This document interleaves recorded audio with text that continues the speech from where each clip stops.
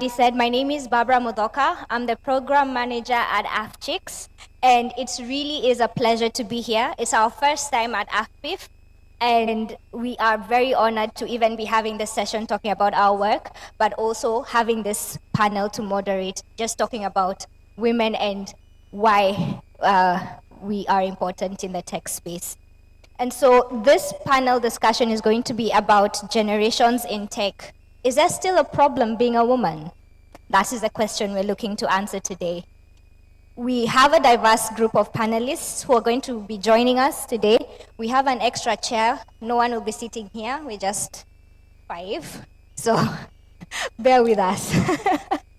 Our conversation will explore how the perception and experience of women in this industry have evolved across generations, what barriers still exist, and how mentorship, leadership, and workplace culture have changed. We also look ahead to the future. We will look ahead to the future and discuss how these generations can collaborate to foster continued progress. And without further ado, I would like to invite our wonderful panelists of the day.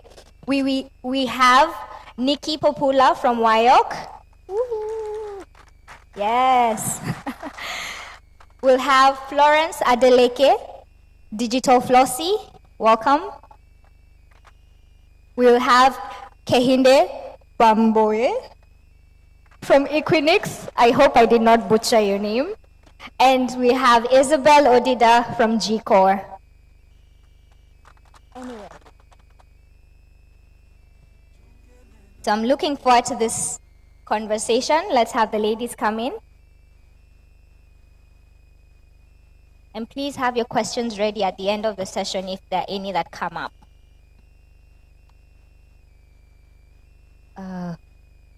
We can sit in the order of generations, I've heard. So I'll sit at the far end.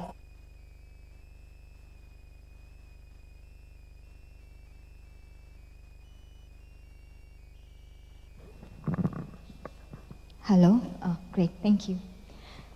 All right, ladies, I have called your names and invited you here, but I would like you to introduce yourselves and say how many years you have been in the tech industry. Yes, so we can start from Kehinde. Hello? Okay. Can you hear me? Because when Dr. Dorcas was speaking, it's like the sound wasn't so good, but can you hear me? Yes. All right. My name is Kehinde Bamgboye. I work for Equinix. I'm the finance director there. And I've been in the tech space for almost 20 years. 20 years. Most of it being in Equinix, by the way. Thank you. Afternoon, everyone. My name's Nikki Popoola. I'm the Director of Sales for the WIOCC Group, which covers open access data center, as well as the connectivity business under WIOCC. I've been in the tech space for many, many years, approaching 30 years, so yeah, a long time. Damn.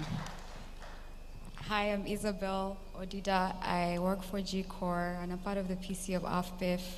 I have been in the tech space for 17 years now.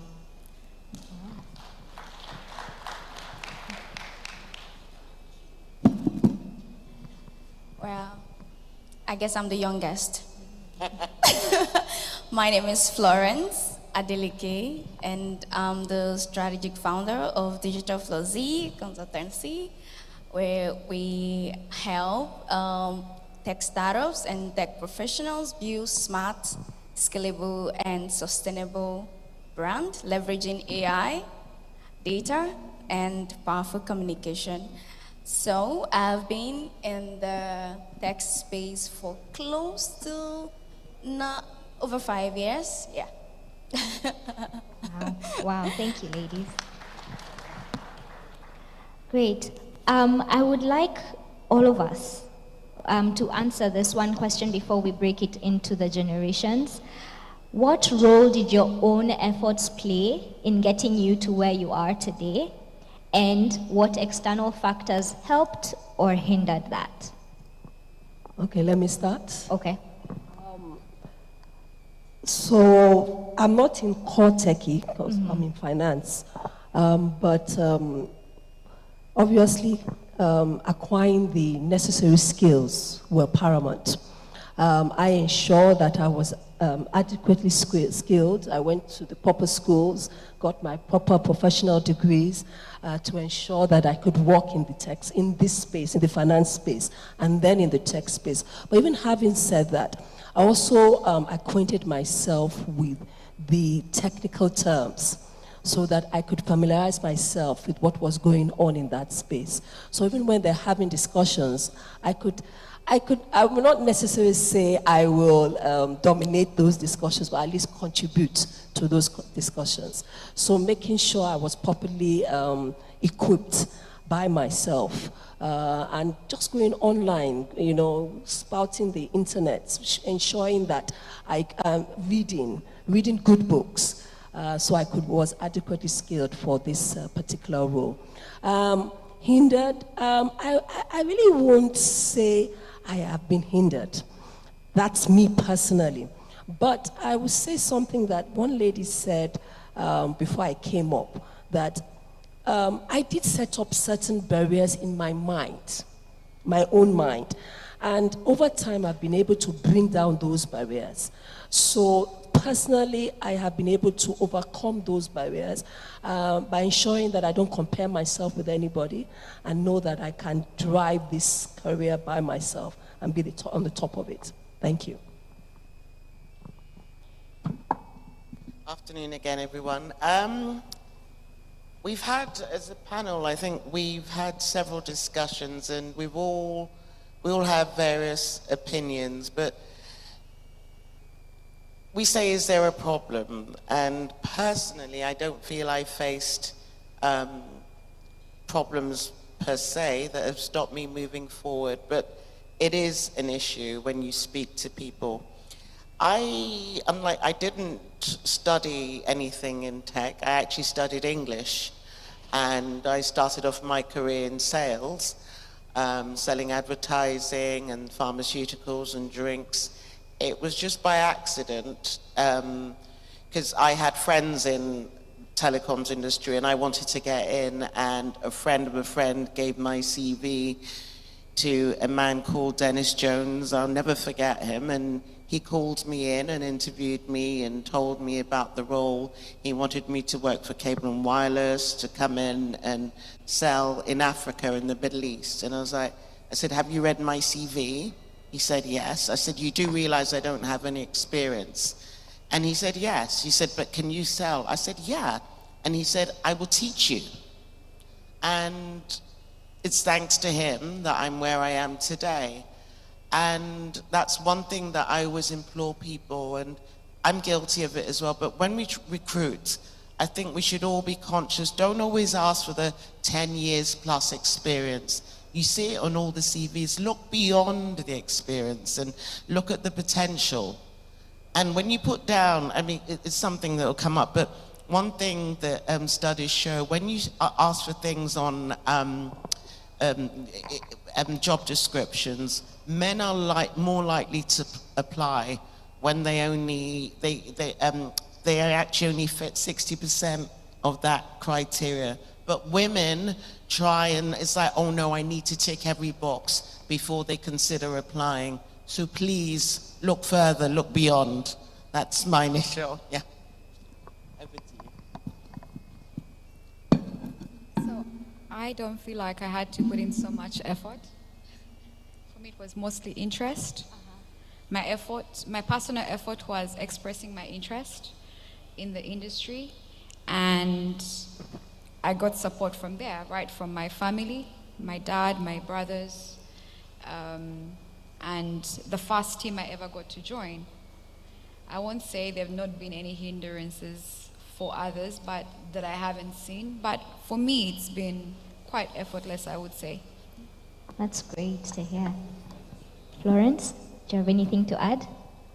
Yeah, for me, starting in tech was more like, that was what I wanted to, because I started as maybe a teenager.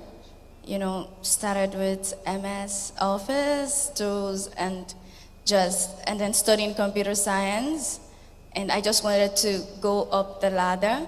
So I felt I had interest in tech, and that was just like she said. So I just went through. Great, thank you for that, ladies. I want to direct this question to Nikki and Kehinde. How would you describe the perception of women in tech when you first entered the industry and now? Has anything changed? Definitely, there has been a change. I recall when I went into the tech space, we had what they call NITEL. I don't know if you've heard of NITEL. And at that time, telephony penetration was so low.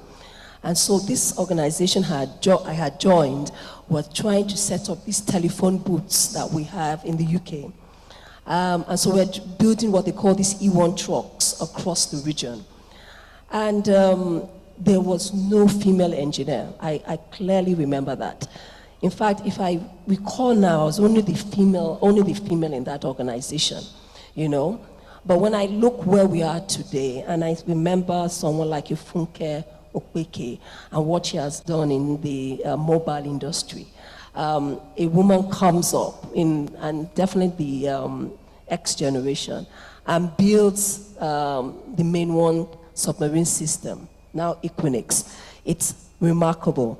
So definitely there has been a change, and obviously I would like to credit the internet for that, because now it's like a global community. You see what's going on all over the world, and anybody in Africa can say, oh, I can do that, So when I look at where we started from and where we are today, it's like night and day, Yes, I agree completely with what Kenny said, but just to add, there's been a change, but unfortunately not enough of a change. I look back and it's like main one actually holds, Funke is very close to my heart. I look back because I was there in Cable and Wireless when she was going around looking for funding, and I remember the men saying, she's never going to build that company.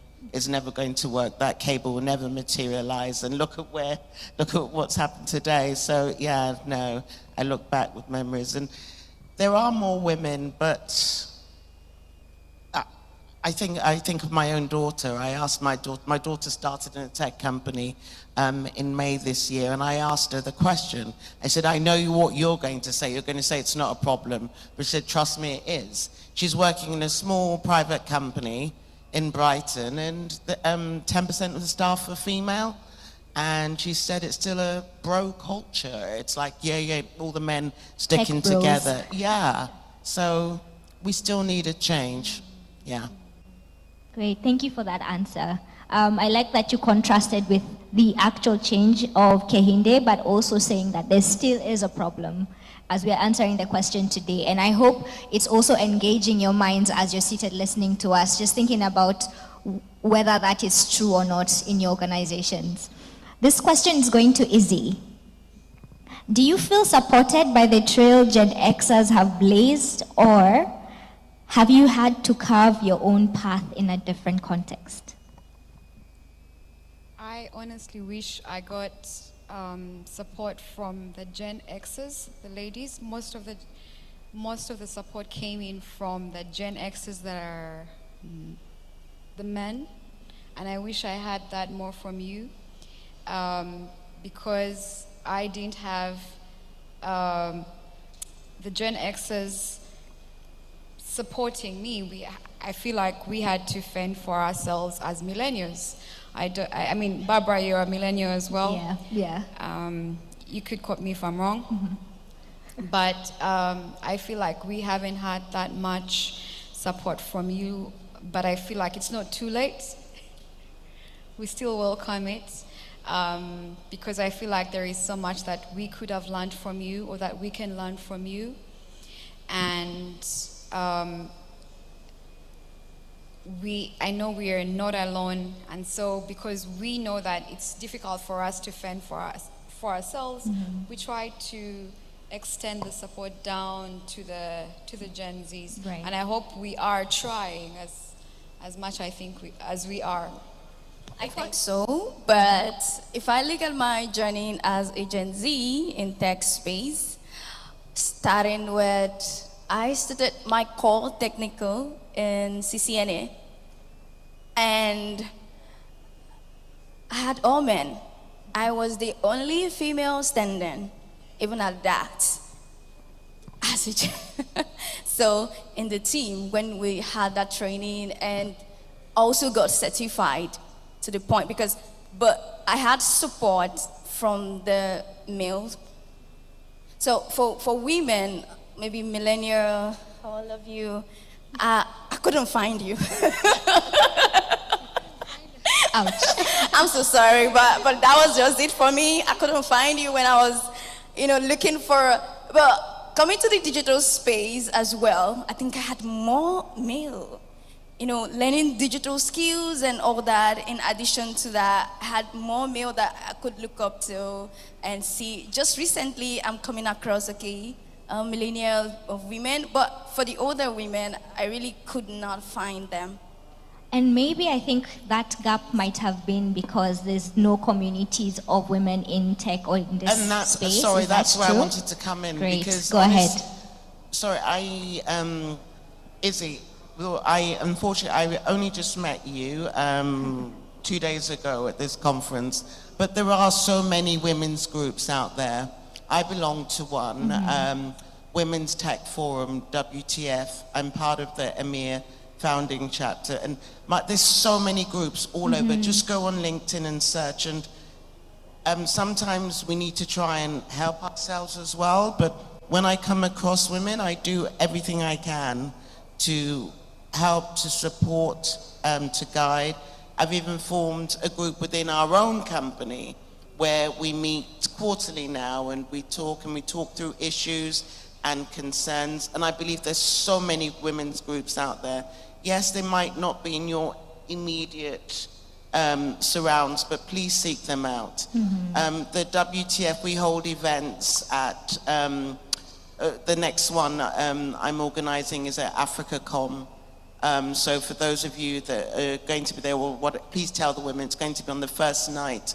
And the WTF events take place at Data Cloud in Cannes and also in Hawaii.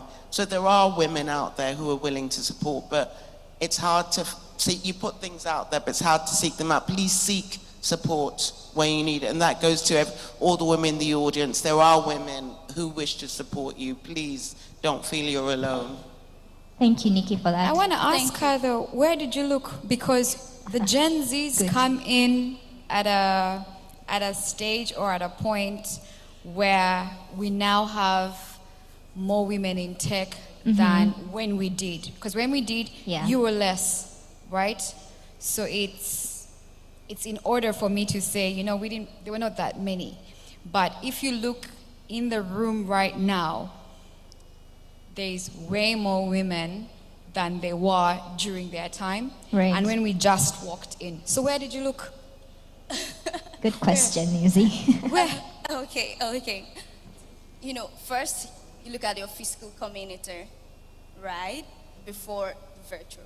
So before the virtual community, on the virtual space, I could find more younger women like you, right? But looking at the physical community, I think I have people, Gen Z, my peers, women in tech like me, learning and upskilling and skilling in tech. So I think that probably based on the focus of where I had more men, from your end, I'm so sorry.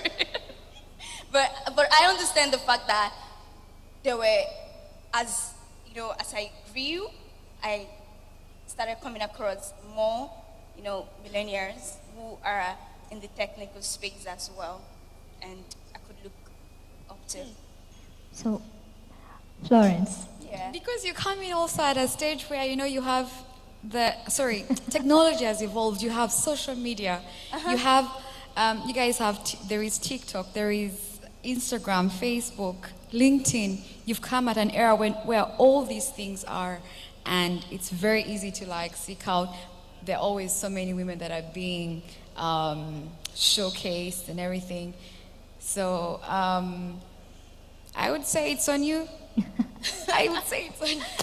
Well, you can say that, but I totally do not agree. So, Florence, in your experience, would you say that Gen Z women entering the tech space today feel empowered, or do they face new pressures that maybe we're not understanding right now? Gen Z women, like myself, entering into tech, we feel more empowered because we have access to more information than ever before. Free online courses, even those that may not be free, very affordable, right? But it comes with a different type of pressure. Would you tell us more about Yes, that? pressure of, trying to stay relevant because the ecosystem is changing and the workforce is now global. So you have to position yourself. You seek to attract those right opportunities, and it comes with the pressure of you want to be able to be on the same level as your male counterpart. You see, so it's a different level of pressure, but not like, okay, I'm not being allowed. So we have access to information, we have access to opportunities that can help us to scale, but at the same time, we have the pressure of staying that relevant and trying to still prove the point that I can do what my male peer can do. Same like myself in the different technical space. Okay. Nikki, you look like you have something to say. Because, I don't know, it's, on the one hand, I feel it's all quite negative. There are good companies out there, and I'm sure those good companies are in this room because I know I work for. There are challenges. There are challenges everywhere in life, and unfortunately, we still have to deal with stereotypes and biases, and we all have unconscious bias of some sort, and it's just, people need to think more, be more considered in their approach, and we need to appeal to the men here as well, because no matter what, we can't do this on our own. Yeah. We need allies, we need sponsors, we need people to be deliberate, and unfortunately, men have a lot of control, and I know there are many men in this room who have a say in their company's hiring process or perhaps recruitment. Just again, as I said earlier, please, next time you're recruiting or promoting, take time to consider, have you really looked at the true talent? Just because the lady's not shouting the loudest doesn't mean she's not the most talented for that role. Women have a lot to offer. Right, I agree. That leads me to the second last question. I was going to ask if you could speak directly to the audience right now, the decision makers in the room, those who are shaping the hiring practices, the workplace culture, and even the leadership pipelines that we have now. What is one main thing? Maybe you can add something else, Nikki, if there's something else, and all of you actually should answer this question. What is one main thing you would urge them to do differently to truly make space for women, not only to join the industry or their organizations, but to thrive? Kehinde? So, could you just repeat the question again, please? What is one main thing you would urge our audience here, who are mostly, I assume, decision makers in the organizations, to do differently to make space for women to join and thrive? Okay. For me, there are two areas that I would like to see changes in. So for me, as an individual, I was not hindered in terms of what I wanted to do, and that came from my home, right? My parents were saying, well, do whatever you want to do, right? And because maths was easy for me, I just entered into that, that area. However, but as if I'm speaking to decision makers in this room, there are two things. One thing I've noticed is that, especially in Nigeria as a country, there are a lot of cultural areas that have an impact on, and societal norms that have an impact on how the girl child is being looked upon. And I would say that, especially in the northern part of Nigeria, that we should get the traditional rulers, the religious rulers involved in ensuring that young girls can enter into the STEM fields. And that will help in bringing these young girls up. So I think that's an area that we should look into. Another area I'll look into is, I know that there are a lot of government agencies that impact women in terms of funding.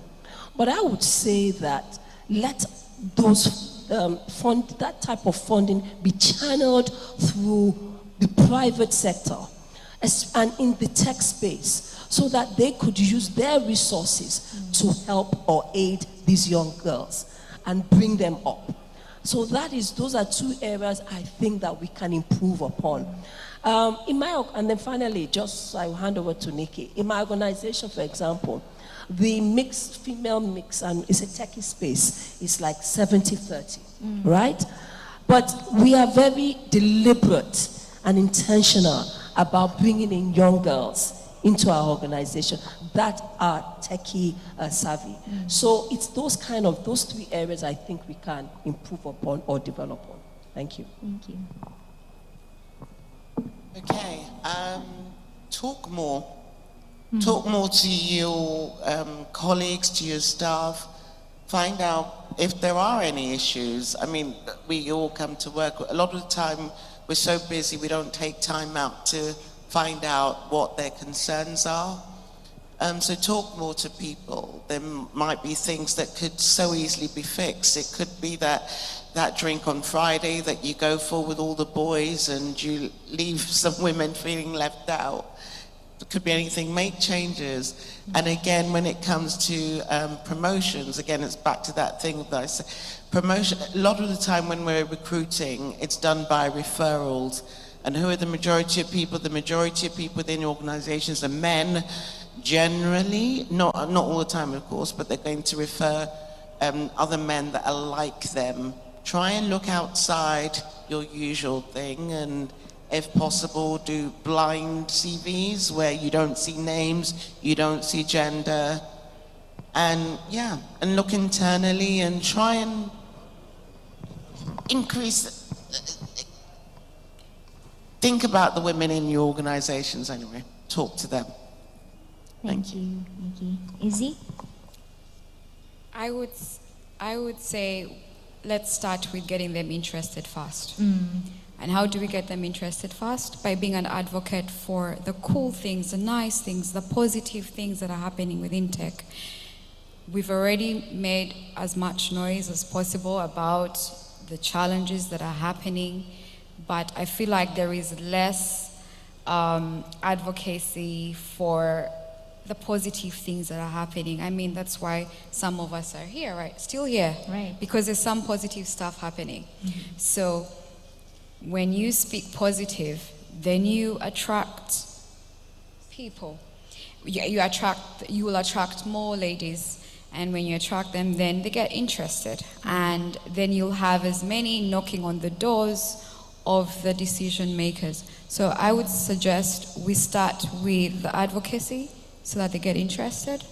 Let's shout out about all the nice things that are happening within tech, all the things that make working within tech enjoyable, and then we can then think about the decision making. Okay, thank you very much. And I would like to add to this and come from this angle. I wrote something don't just count women in your organization. Create environments where women count. And it's not about hiring more women. It's about the systems that you put in place. Remember that even as women or ladies, they have gender, they have gender responsibilities as well. Create space to allow them. I was listening to Dorcas when she was speaking, and she was talking about the fact that the pipeline reduces.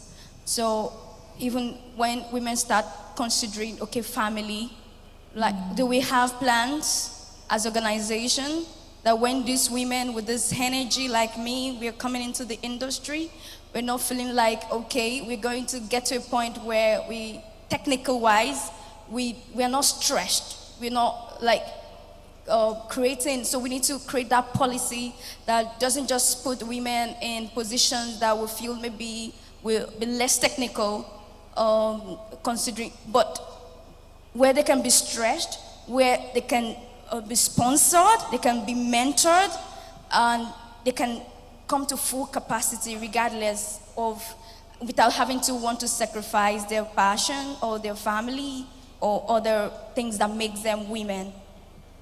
Wow. Thank you very much. Thank you so much. Do we want to have a final word, or that's enough, I think, for the... Yeah? Yeah. Okay, Kehinde has something to add. I'd like to just add one thing. Yeah. Again, because I guess the sound is not so good, but I want us to really listen, go back to what Dr. Dorcas spoke about. Mm-hmm. We must give back. Right. Because when we give back, we encourage others to thrive. So it's very important. And I think what she's doing is applaudable. We really need to really appreciate that work. Yeah. So, and I hear what Nikki is doing also. This thing is really important, giving back. So it's easy to sit down and talk about it, but we really need to give back so we can encourage young girls in this space. Thank you. Thank you so much, Kehinde. Thank you, ladies. And I think what we're hearing today is that, yes, there's still a few more changes that need to be made, but where you can start with where you are right now is creating mentorship opportunities for young women. As a woman in leadership, creating that opportunity for the intern who's just checked into your organization and creating that community for them to be able to grow. We are not just campaigning for inclusivity, but campaigning for actual competency and community for these women to grow, because we cannot move forward if half of the world's population, which is females, are not involved in the main decisions in technology. So thank you so very much, ladies, for this conversation. Thank you for listening to us, and I can hand over to Yolandi now. Thank you so much. So much, ladies. If you can just hold on for us. Do we have any questions, comments, suggestions from the floor? I see a few hands already. Please come to the mics to ask your question, give your suggestion, and leave your comment.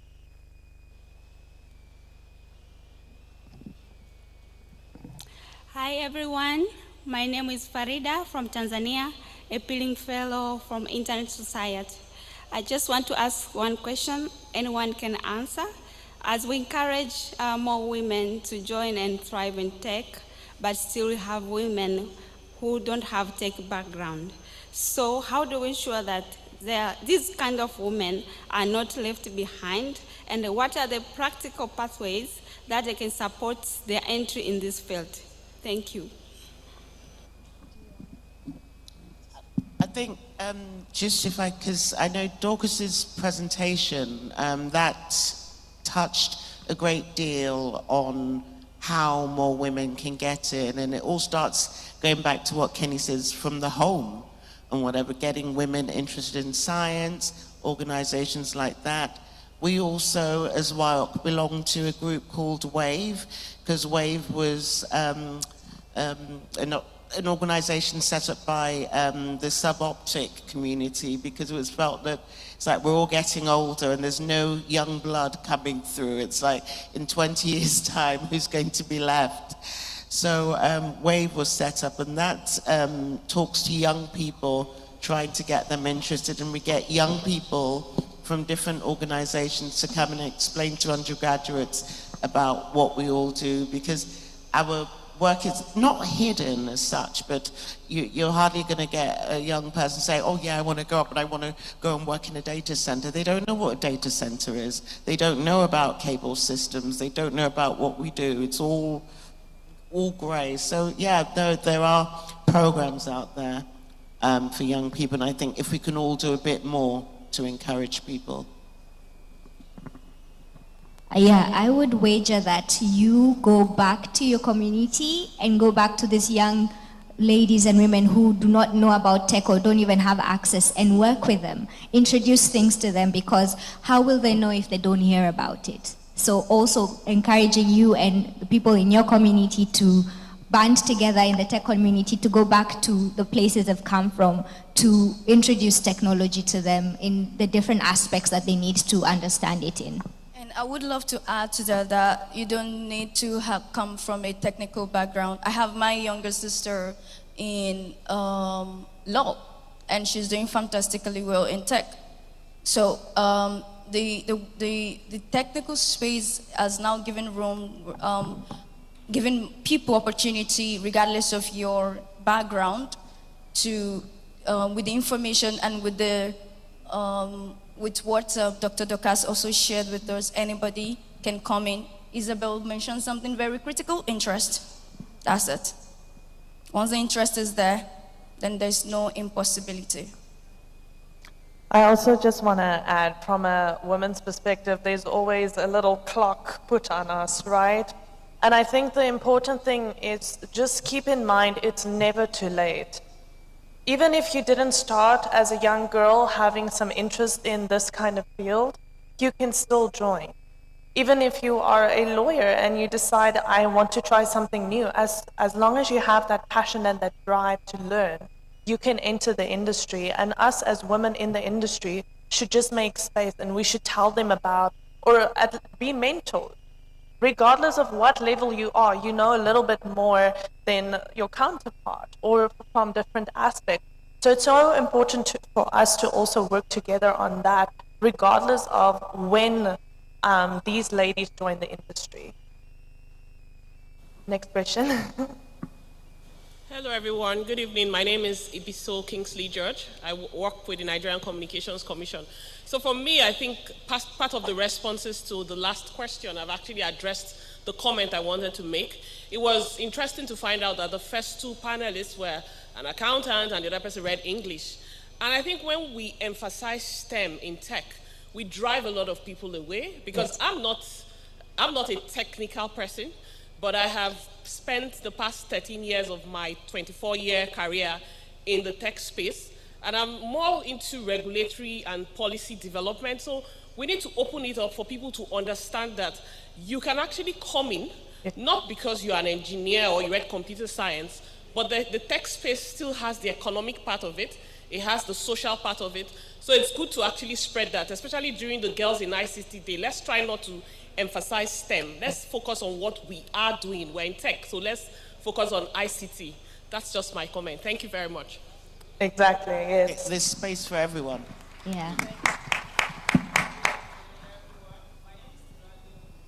And I am the GM Technical of ICSL and Indigenous ISP in Nigeria. Amazing work the panelists have done, and of course I see leaders that I respect so much. I agree partially with the last speaker, and I actually encourage that. But I believe so much in what we call representation. Maybe the panelists might not be able to share what some of these challenges are, but maybe I will share my own story. I joined the tech space as a computer science student, and I remember the very first time they gave me a laptop, it showed this blue screen, and I started crying when I went to the ladies because I felt they were going to send me packing. And the other counterparts I had in the team, they started screaming, oh, Tinu, you're going to pay for this laptop. You damaged it. You damaged it. I'm the only one. So I felt, oh, I missed my way already because I'm not even supposed to be here. How many young girls still feel like this? And we really need to tackle this. We really need to. It's not enough to think, oh, I like what you said about don't let's just count the numbers. Let whatever the girls on your team, the ladies, the women say, also count. Not until we feel the belonging. Honestly, it's still a way far from what we want to achieve. I was just telling the story of the blue screen, and that passed. And later, I moved to the Internet Protocol Department from Systems, because I always hear them say, advertise this network. And I was just curious. So I think curiosity is another thing that helps us to really unravel some of these things. But when we are curious, do we get that support that is required to sustain it? Because it's also very important. Is it not to go online? Growing up as a young engineer, I always wanted to go to programs when I hear that Funke Okweke was going. But guess what? When I get there, I don't get to see her. I only see her on stage. By the time I move close, every other person is already covering her. But because I continued, how many people also have that resilience to continue? Many have fought by the wayside already because nobody is handholding them. And that's why I chose, since nobody handheld me, I'm going to show many the way. So I think it's a call also to women, be you in finance, in sales, in strategy and all that. Make it a point of duty that you are also going to support people. At least you know it, even if you have not experienced it. I speak to people on call and they will tell me, I don't want to speak to a customer person. I say, I'm not a customer person. I'm a technical lead. But they don't want to listen because the voice is not suggesting it. And I would go the extra effort to convince them. Then they come back and say, thank you, ma. Do you know what has happened? Because results don't lie. I just want to charge us, being our allies and even women. Please, let's be consistent. Let's match the effort with our words and what we do so that more people will come. I don't know how many people are in this room that are actually in this pairing and interconnect as technical leadership. Where are the ED technicals that are women? Where are the CEOs that are women? We have more of the men, which is not a problem. But in the voice being, as in counting, it has to show also in that number that comes together so that it's truly diverse and will bring more to the table. Thank you so much. Thank you for that. Thank you so much.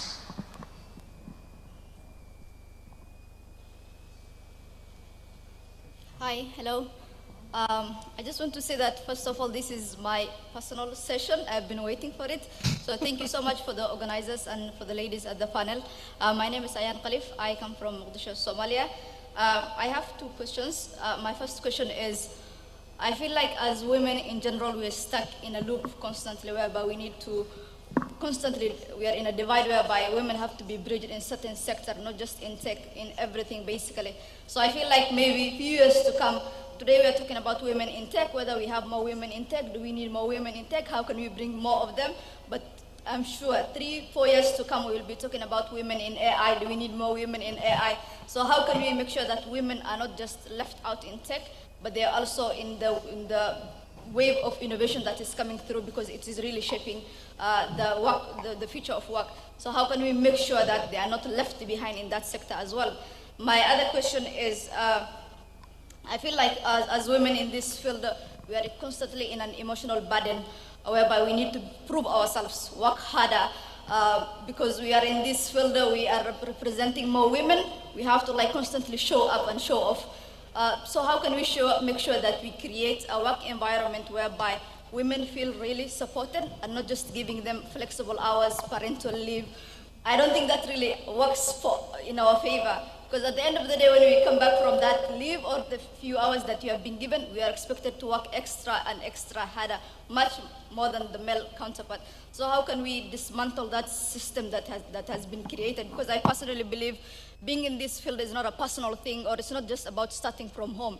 The system is already there. It is the system that has created this bridge. It's not from our homes. It's not something I personally choose.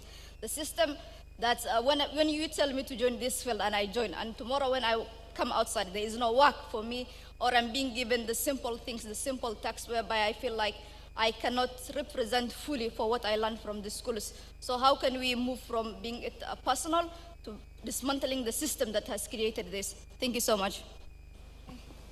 So I want to answer on the need to having to work twice as hard, trying to put your first foot forward. I used to be in the same situation where I felt I didn't want the guys to have an excuse for saying, see, I told you it's a woman. So I made sure I tried to work twice as hard. I tried to finish my projects earlier than the scheduled end date. Then I remembered, hold up, wait a minute. I sat in the same class as some of these guys. I did better than some of them in class. Why am I doing this? And then I just stopped. I stopped trying. I started working as hard as I needed to, not twice as hard as I had to. So I took that out of my mind and said, fuck it. Sorry. And said, I took that out of my mind and decided they're just like me. We sat in the same classes together. We did the same exams. We did the same interviews. And we both belong here. We provide the same effort. And you will not have an excuse for saying, she's a girl, I told you so. I also think, sorry, to touch on that, coming back to, I think a lot of times women, we want to hear someone say, oh, good job, we want to celebrate. That's just how we are as women. And I think where the disconnect is how women and men think about that. So sometimes we might feel that our men counterpart are not appreciating our work because they might not verbalize it.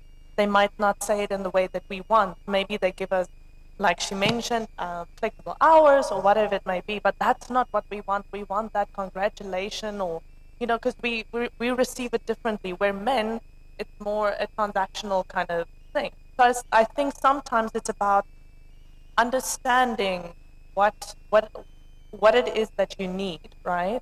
Because we are also horrible at communicating. Just think about your partner. How many times do you get frustrated with him because he just doesn't get it, right? And it's the same in the working environment. They just think differently. So I think it's about us taking off that pressure, like you say, to be more, to do more, to get that reaction from them, because maybe you are actually doing a good job.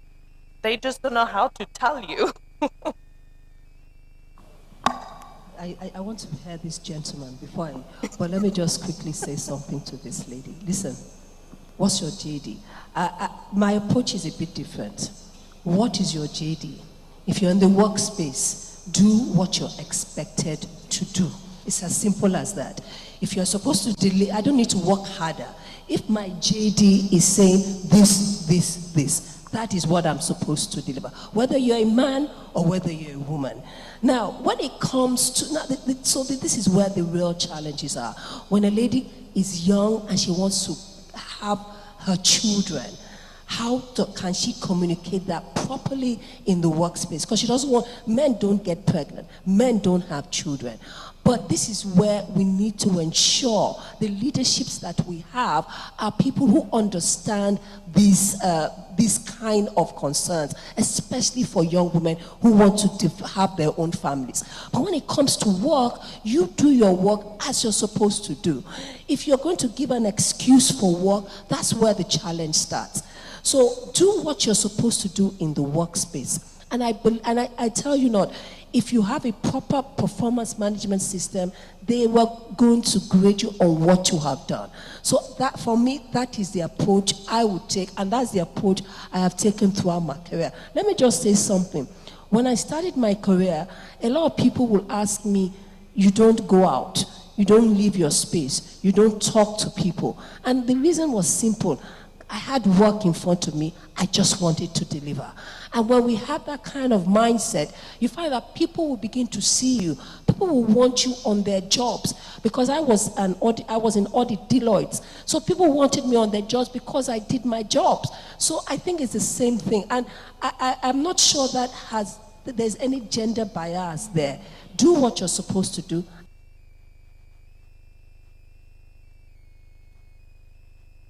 question she asked that we've not answered about what do we do about women, not having women be left behind. And I think that's part of what Dr. Dorcas was presenting, creating communities, joining communities that are already existing of women in different parts of the internet ecosystem, and creating that community to grow, share, and learn. Because if you operate as a silo, then you will be left behind. Put yourself in groups that will grow you. Put yourself in places that are able to help you share, grow, and learn. And look for mentorship opportunities, because that's how you are not left behind. Now you can go. So thank you. First of all, I appreciate a lot what you're doing there. I appreciate that you are advertising and say we need more women in tech. I'm a father of 2 daughters and 1 son. I try to treat all the same.